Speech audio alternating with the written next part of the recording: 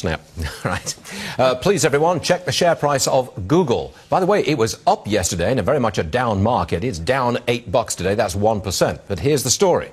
One researcher says he's looked at their algorithms and he thinks Google could heavily sway the election in 2016 based on what search results it shows without the voter even knowing it. Brett Larson is here. Come on, I've got to get to grips with this. I've got to try to understand it. Right. Google Their algorithms. I didn't do people. well in this part of math. Ignore that expression. Okay, good, okay. Google pushes news out to Correct, people. correct. It decides what news to cover and how to cover it. And its algorithms decide who gets it.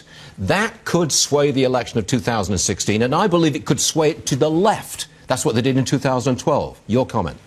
I wouldn't think they were going to do it intentionally. I don't think that's the case. What happens with the Google algorithm is it's based on ranking and interest. The more people go to a website, the more people refer to that website, the higher the ranking goes. The research that they've done, it's interesting, but it sort of follows a pattern that we're already familiar with. The more you talk about a candidate, the more they rise in the polls. So but it's how you structure the algorithm, isn't it? You can tweak an algorithm to show something different in the search results, depending on how you got the math.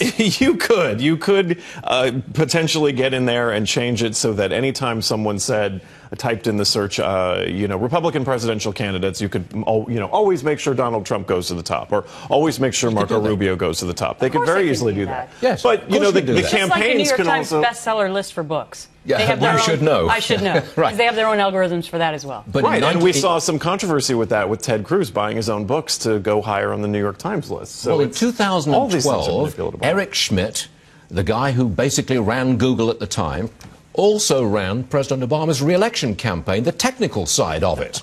Google is hooked into the Democrats. Right. Most tech companies are, because they tend to be more, they tend to fall Yeah, well, on I've got a problem with this. The Come 2016, are we things. going to have the mighty Google pushing people left? We would hope that wouldn't be the case. But that sounds very that. dystopian to me. That sounds very like, you have this giant monolithic company that no one really knows how it works. Because Google, for obvious reasons, keeps those algorithms very secret. You don't want to let that information out. But Stuart just made the connection. So it's going to be interesting. I mean, we also, it's an interesting time in politics given social media, because how do you reach people who aren't interested in your message? Brett, take it from me. They're going to skew it left. Got that? Okay. I'm going to write this down and seal it in an envelope, and we'll open it on Tuesday, Don't November. use the word dystopian on this program, because we don't know what it means, and you'll get the buzzer. All right.